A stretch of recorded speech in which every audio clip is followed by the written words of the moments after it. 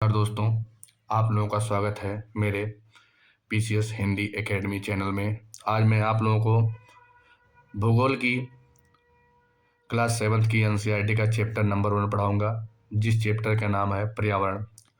Chapter को शुरू करने से पहले आप लोगों को मैं कुछ बता दूं, इसमें आप लोगों को मैं क्या बताने वाला हूँ इस चैप्टर में। जैसे कि पर्यावरण क्या है। पर्यावरण दो प्रकार, एक मानव निर्मित, एक प्राकृतिक। प्राकृतिक में जैविक, अजैविक। प्राकृतिक पर्यावरण जैसे कि 4 प्रकार के होते हैं: स्थल मंडल, वायुमंडल, जलमंडल, जैवमंडल इत्यादि के बारे में मैं आप लोगों को बताऊंगा। तो दोस्तों हम शुरू करते हैं। इस चैप्टर को आप लोगों को एक उदाहरण के बारे में उदाहरण से समझाया गया है, जैसे कि रवि के बारे में है। लंबी छुट्टियों के बाद जब रवि स्कूल जा रहा था, तब उसने देखा कि उसके स्कूल के निकट एक खेल के मैदान में खुदाई हो रही थी। छुट्टी हुई तो दोस्त, लंबी छुट्टी हुई थी। उसके बाद रवि जब दोबारा स्कूल जा रहा था तो वो देखा कि उसके स्कूल के निकट जो खेल के मैदान थे वहाँ खुदाई हो गई थी। वहीं एक मैदान था उनके खेलने के लिए, वहाँ था। वहाँ पर एक मिनट दोस्तों रुकिए थोड़ा सा। हाँ, मैं आप लोगों को फिर से बता रहा हूँ। वही एक मैदान था उनके खेलने के लिए, वहाँ पर था। वही मतलब एक मैदान था जो उन लोगों के खेलने के लिए वहाँ पे था। लोगों ने बताया कि वहाँ के अनेक प्लेटों वाले एक बड़ी इमारत बनेगी। जब रवि को समझ में आया कि मुलायम घास, गेंदे के फूल एवं तितलियों वाला विशाल मैदान अब हमेशा के लिए नष्ट हो चुका है, तो उसकी आंखों से आंसू छलकने लगे। दोस्तों, जब रवि को यह पता चला कि उसके जो उन लोगों के खेलने के लिए जो एक मैदान था वो अब नष्ट हो चुका है, तो उसको देख के उसके आंखों से आंसू छलकने लगे। उसने यह बात अपने सहपाठियों को बताया, और वह जब क्लास में गया तो अपने क्लास में गया या उसके जब सहपाठी मिले तो अपने सहपाठियों से यह बात बताई कि सुबह की सभा में प्रधानाचार्य ने भी बहुत उदासी से कहा, देखो कैसे हमारा पर्यावरण बदल रहा है। कक्षा में पहुंचकर रवि ने अपने शिक्षक से पूछा, पर्यावरण क्या है। रवि जब कक्षा में गया तो अपने शिक्षक से पूछा, पर्यावरण क्या है। दोस्तों, ये जो कुछ आप अपने आसपास देखते हो, शिक्षक ने बताया। जब उसने पूछा कि पर्यावरण क्या है तो शिक्षक ने बताया कि तुम जो अपने आसपास देखते हो वही पर्यावरण है।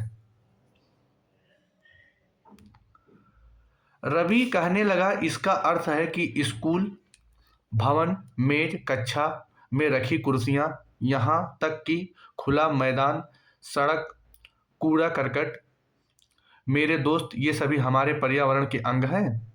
शिक्षक ने कहा, हाँ। शिक्षक ने कहा, लेकिन जरा रुको। कुछ वस्तुओं का निर्माण प्रकृति ने किया है, जैसे पर्वत, नदी, पेड़, प्राणी, जबकि अन्य का निर्माण मानव ने किया है, जैसे सड़क, कार, कपड़े, किताब इत्यादि। अब दो दो छात्र मिलकर कार्य कीजिए। अपने निकट बैठे सहपाठियों के साथ मिलकर प्राकृतिक एवं मानव द्वारा निर्मित वस्तुओं की सूची बनाइए। टीचर ने कहा कि अब दो दो छात्र मिलके अपने सहपाठियों के साथ अपने जहाँ हो वहाँ आसपास मानव एवं प्राकृतिक के द्वारा जो निर्मित वस्तुएं हैं उनकी सूची बनाइए।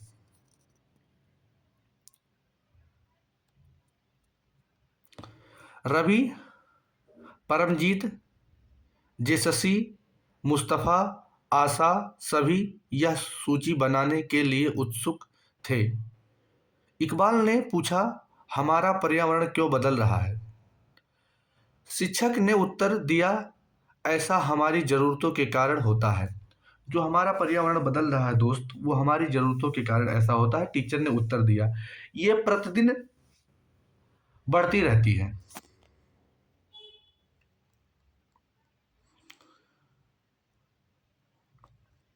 ऊपर के वार्तालाप से आप समझ गए होंगे कि किसी भी जीवित प्राणी के चारों ओर पाए जाने वाले लोग, स्थान, वस्तुएं एवं प्रकृति को पर्यावरण कहते हैं। जब प्राकृतिक एवं मानव निर्मित परिघटनाओं का मिश्रण है। प्राकृतिक पर्यावरण में पृथ्वी पर पाई जाने वाली जीवीय एवं अजीवीय दोनों परिस्थितियां सम्मिलित हैं। जो प्राकृतिक पर्यावरण है दोस्तों, ये प्राकृतिक पर्यावरण जो है, इसमें पृथ्वी पर जो पाई जाती हैं, जैसे जीवीय मतलब जो जीवित, अजीवीय जो निर्जीव, ये दोनों परिस्थितियां सम्मिलित होती हैं प्राकृतिक पर्यावरण में। अब आ गया ये। जबकि मानव पर्यावरण में मानव की परस्पर क्रियाएं एवं उनकी गतिविधियों एवं उनके द्वारा बनाई गई रचनाएं सम्मिलित होती हैं। प्राकृतिक पर्यावरण जो होता है उसमें जीवित और अजीवित दोनों शामिल होते हैं, लेकिन मानव में जो मानव के द्वारा परस्पर प्रक्रियाएं एवं उनकी गतिविधियों के द्वारा जितनी जो रचनाएं हैं, बनाई गई रचनाएं वही से सम्मिलित होती हैं। अब आप लोग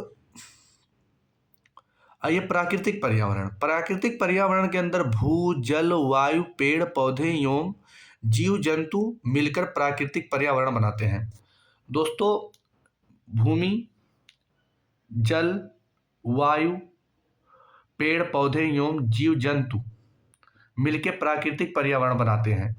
स्थल मंडल, जल मंडल, वायुमंडल, जैव मंडल से आप पहले से ही परिचित होंगे। आइए अब हम इनके संबंध में कुछ और तथ्यों की जानकारी प्राप्त करते हैं।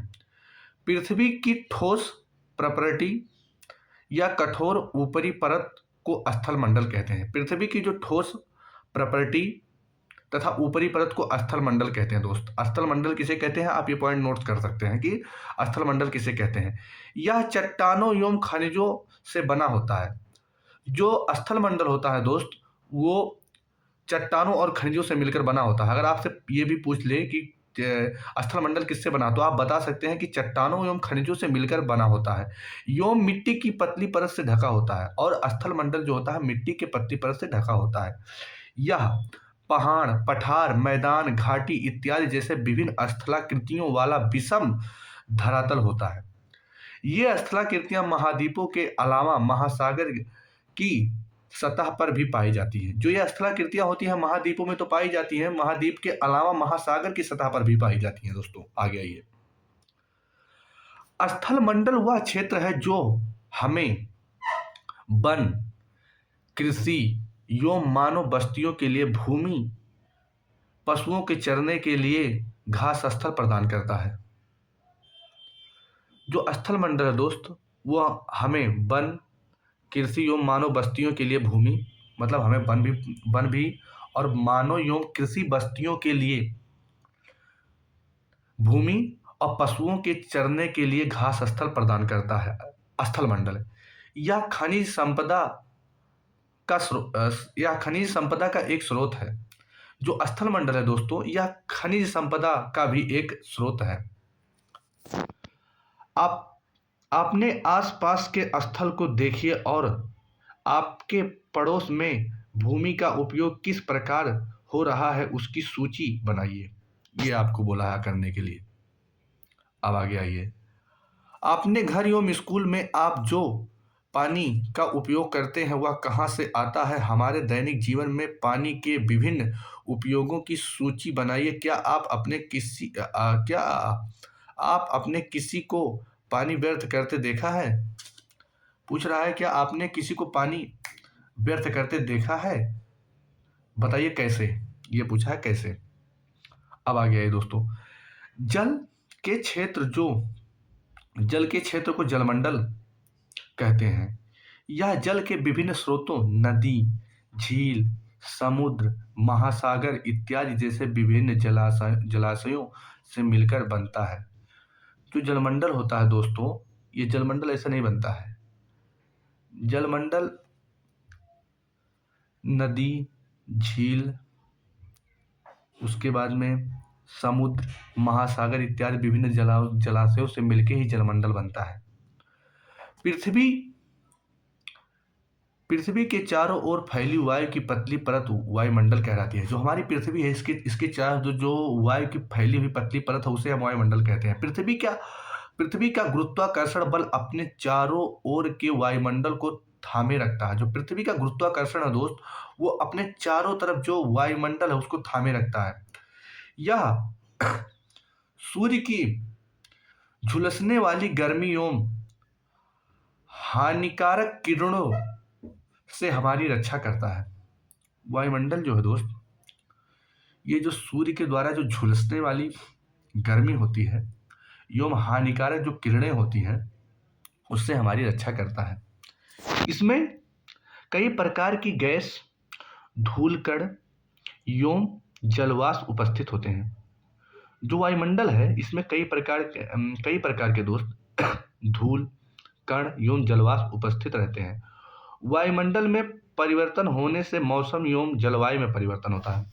दोस्त आप एक बात ये जान लीजिए, जब वायुमंडल में परिवर्तन होगा तो हमारे जलवायु प्लस हमारे मौसम दोनों में परिवर्तन होगा।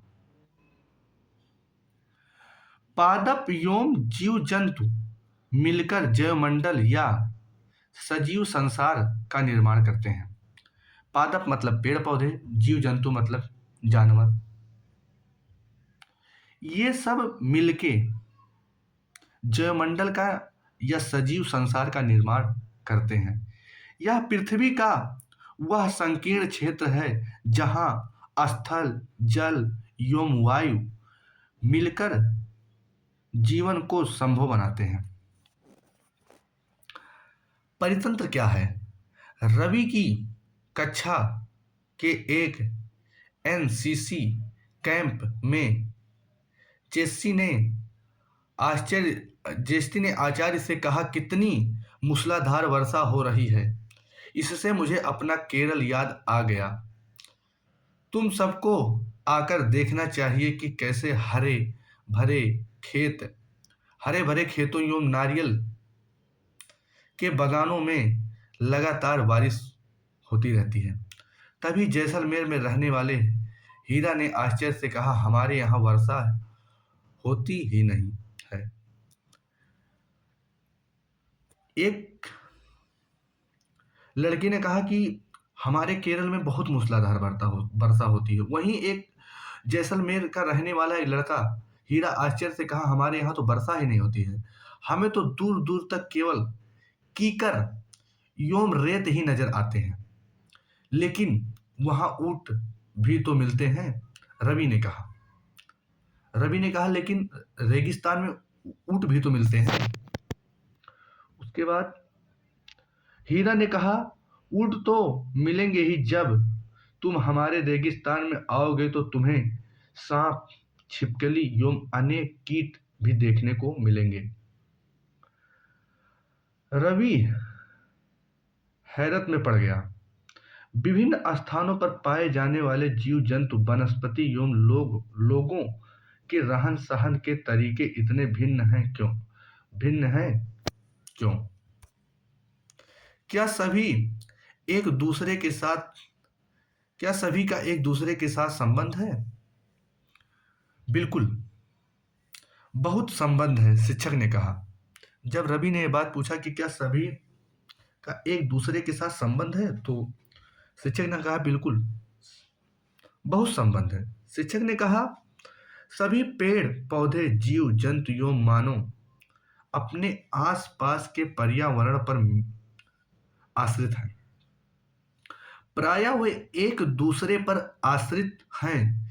जीवधारियों का आपसी एवं अपने आसपास के पर्यावरण के बीच का संबंध ही परितंत्र का निर्माण करता है। अधिक वर्षा वाले वन, घास स्थल, रेगिस्तान, पर्वत, झील, नदी, महासागर एवं छोटे से ताल का भी एक परितंत्र हो सकता है। प्रत्येक वर्ष 5 जून को विश्व पर्यावरण दिवस मनाया जाता है दोस्तों। ये बात याद रहना चाहिए, क्वेश्चन पूछा गया है। क्या आपको लगता है कि जिस पार्क में रवि एवं उसके मित्र खेलते थे वह भी एक परितंत्र बनाता था? अब आइए आप लोग, मानवीय पर्यावरण किसे कहते हैं? मानवीय पर्यावरण के बारे में बताया गया है। मानव अपने पर्यावरण के साथ पारस्परिक क्रिया करता है और उसमें अपनी आवश्यकता के अनुसार परिवर्तन करता है। प्रारंभिक मानव ने स्वयं को प्रकृति के अनुरूप बना लिया था तथा उनका जीवन सरल था एवं आसपास की प्रकृति से उनकी आवश्यकताएं पूरी हो जाती थी।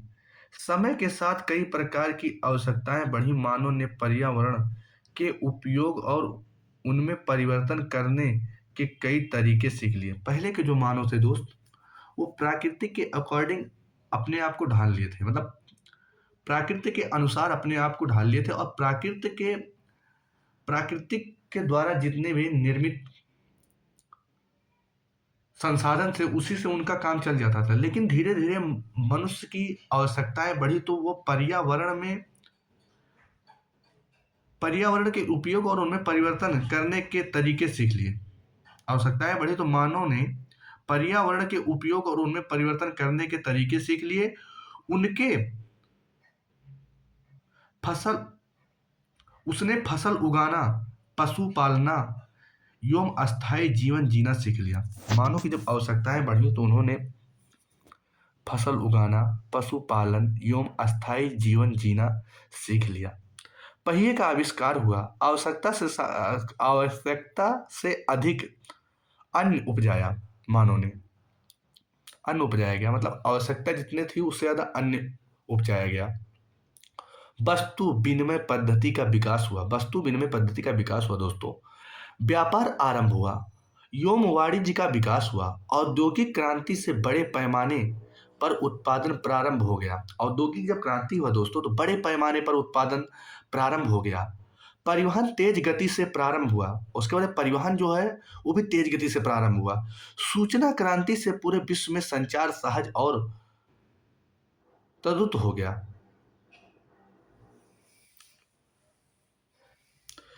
क्या आप जानते हैं कि आप गर्मी में रसीला तरबूज एवं सर्दियों में भुनी हुई मूंगफली खाना क्यों पसंद करते हैं? दोस्तों आपसे पूछ रहा है कि क्या आप लोग को ये पता है कि आप लोग गर्मी के मौसम में रसीला तरबूज और ठंडी के मौसम में भुनी हुई मूंगफली खाना क्यों पसंद करते हैं? प्राकृतिक एवं मानवीय पर्यावरण के बीच सही संतुलन होना आवश्यक है। मानव को पर्यावरण के साथ समरसता से रहने एवं उनका उपयोग सीखना चाहिए। रवि की कक्षा में मिजोरम की एक लड़की है, नूरी। वह अक्सर अपने स्थान की हरियाली की बात करती रहती है। खेल का मैदान नष्ट हो जाने के कारण रवि की उदासी देखकर नूरी ने उसे आने वाली छुट्टी में अपने घर मिजोरम आने को कहा। दोस्त एक लड़की वहीं उसी क्लास में एक लड़की मिजोरम की थी जिसका नाम था नूरी। वो हमेशा अपने मिजोरम के हरियाली की बात करती रहती थी। लेकिन जब उसने देखा कि खेल के मैदान को नष्ट हो जाने के कारण रवि काफी उदास है तो उसने कहा कि अगली छुट्टी में मिजोरम आने को उसने रवि से कहा। रवि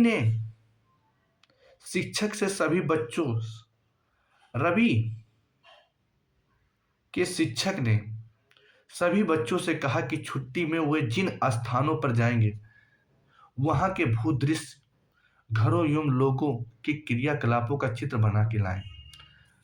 तो रवि के जो शिक्षक था, जो टीचर था, उसने कहा कि छुट्टी में जो जहां घूमने जाएगा वहाँ के भूदृश्य एवं घरों एवं लोगों के क्रियाकलापों का चित्र बनाकर लाएगा। लाएं कहने का मतलब यह है उसके। इन्हीं के साथ दोस्त ये चैप्टर समाप्त होता है। अगला चैप्टर आप लोगों को मैं पढ़ाऊंगा सेकंड चैप्टर। जैसा भी होगा मित्रों, आप कमेंट में बताइए। आप लोग लाइक कीजिए, कमेंट कीजिए, चैनल को भी सब्सक्राइब करना ना भूलिए। आप लोग सपोर्ट कीजिए। आप लोगों के सपोर्ट से ही ये काम आगे बढ़ सकता है। तब तक के लिए धन्यवाद दोस्तों।